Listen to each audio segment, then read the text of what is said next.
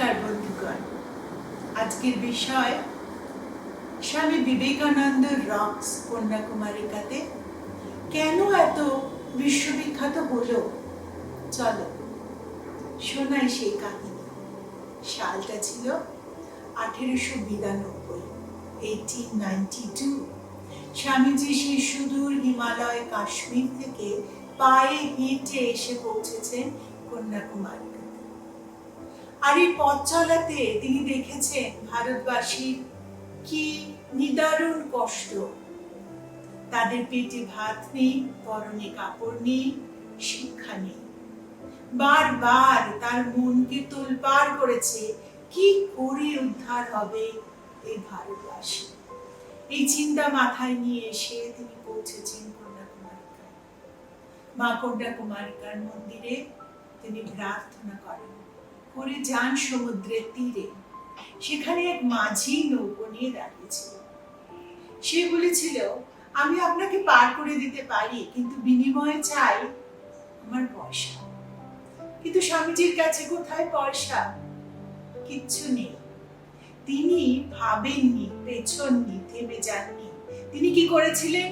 ঝাঁপ দিয়েছিলেন সেই সমুদ্রে। 3টি সমুদ্রের সঙ্গম স্থল এই কন্যাকুমারিকা। সাঁতরে পার হন বীর সন্ন্যাসী, গিয়ে পৌঁছন সেই পাথরের স্তূপে। তার উপরে উঠে তিনি অখণ্ড ভারতবর্ষের দিকে তাকিয়ে সেই চিন্তা বুকে নিয়ে ধ্যানে বসেন, কি করে উদ্ধার হবে এই ভারতবাসী। 3 দিন 3 রাত সেই ধ্যান চলে। তারপর তার সামনে ভেসে ওঠে তার গুরুদেব শ্রী শ্রী রামকৃষ্ণ।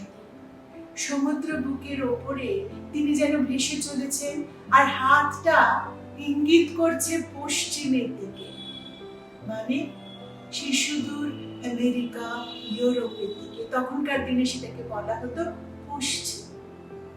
তিনি সেই ইঙ্গিত বুঝতে পারেন এবং মন স্থির করেন যে হ্যাঁ, তাকে যেতে হবে।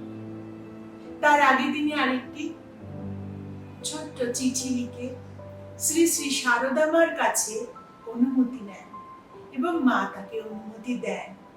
অতএব এই প্রস্তর খণ্ডের উপর বসে সেই মূলস্থাপনা, সেই প্রস্তুতি তিনি নেন।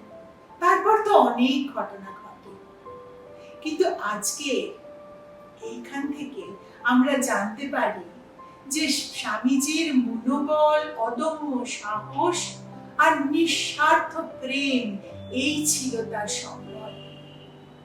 আর তিনি যখন শিকাগো ধর্মসভায় গিয়ে বিশ্ব জয় করে এসে আবার ভারতবর্ষে ফেরত আসেন, তখন তিনি একবার ঠাট্টা ছলে তার গুরু ভাইকে গল্প করে বলেন, জানিস তো, ছোট থেকেই না আমার ডান পিঠে স্বভাব, সেই জন্য আমি আজ হনুমানের মতো হুপ করে লাফ দিয়ে সমুদ্র পার করতে পেরেছিলাম।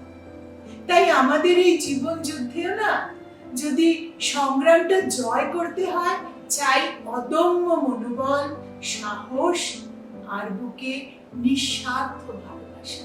তবেই আমরা এগিয়ে যেতে পারবো। আজকে এখানেই থাকলো। নমস্কার।